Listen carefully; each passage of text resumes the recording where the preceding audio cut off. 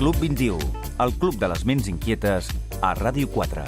El Grup Gispert és una empresa important d'aquest país, més de 70 anys d'experiència, és una companyia de molt prestigi, una companyia de serveis jurídics i econòmics, i tota la informació la teniu a grupogispert.com. Parlem amb una de les advocades d'aquest prestigiós grup, amb la Cristina Puertas. Cristina, molt bon vespre i benvinguda. Hola, buenas noches. noches. Com estàs? Un placer tenerte. Parlem d'un tema que és un tema que sona molt, els mitjans de comunicació n'hem parlat molt, però sempre queda com una mica difús i una mica inconcret, i des del grup Gispert en sabeu molt d'aquest tema, que és la llei de la segona oportunitat. Fes-nos una síntesi, una mica d'introducció general. Per què és important aquesta llei? Sí, David, la ley de la segunda oportunidad está diseñada sobre todo para ciudadanos particulares y para autónomos. Esto supone una importantísima novedad, ya que hasta ahora solo las empresas contaban con un vehículo legal claro, podríamos decir, para pedir la exoneración de sus deudas vía concurso de acreedores. Entonces, esta ley lo que hace es incluir a particulares y autónomos que han fracasado en su aventura empresarial y que hasta ahora debían afrontar sus deudas pues con su propio patrimonio, tanto el presente com el futuro. Molt interessant i molt important i bàsic tenir-ho clar. Cristina, quin és el primer pas, segons tu, per poder-nos acollir a aquesta llei? En primer lugar, el emprendedor barra deudor, deberá intentar alcanzar un acuerdo extrajudicial con todos sus acreedores. Este proceso, sin embargo, estará tutelado por un juez y el deudor podrá liquidar sus bienes, podrá vender sus bienes para abonar las deudas que pueda pagar, o pactar un calendario de pagos con todos sus acreedores para poder hacer frente a las deudas que tenga. Molt bé.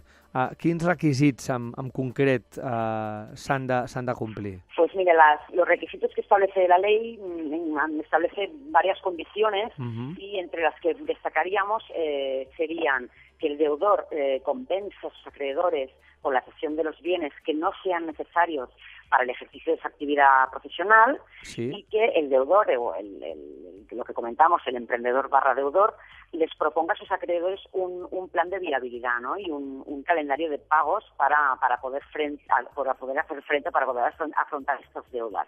Entonces, el plazo para realizar dichos pagos en ningún caso podrá superar los 10 años. Es decir, o bien compensar a los acreedores con cesión de bienes no necesarios para el ejercicio de la actividad profesional y también proponer a los acreedores un plan de viabilidad i un calendari de pagos, un plan de pagos. Molt bé.